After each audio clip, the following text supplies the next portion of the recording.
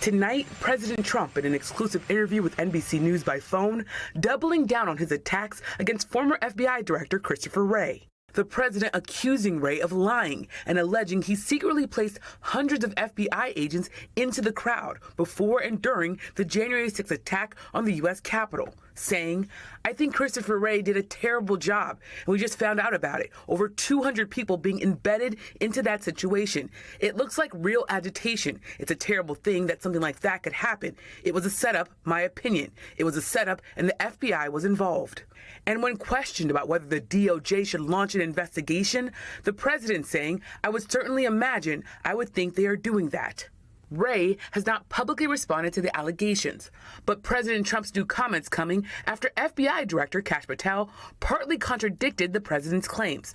Patel telling Fox News agents were sent into a crowd control mission after the riot was declared by Metro Police, and calling that decision a failure. But tonight, a senior former FBI official with knowledge of the Bureau's actions that day called President Trump and Patel's claims untrue and said no FBI agents were embedded or assigned to crowd control that day. A DOJ Inspector General report last year found no undercover FBI employees were at the protest or at the Capitol.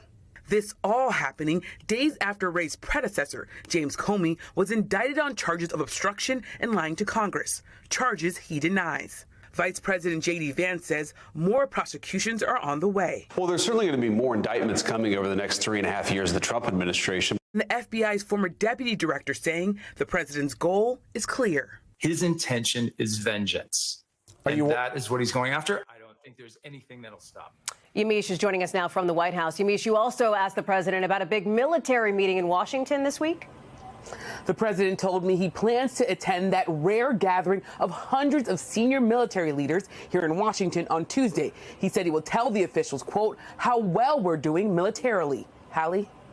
We thank you for watching. And remember, stay updated on breaking news and top stories on the NBC News app or watch live on our YouTube channel.